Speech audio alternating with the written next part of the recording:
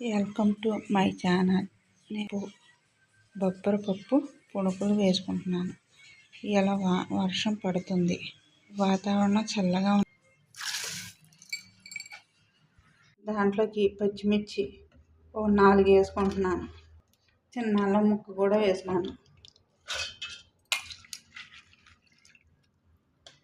ముందు కొద్దిగా వేసుకొని ఇలాగా మెత్తగా మిక్సీ చేసుకోవాలి.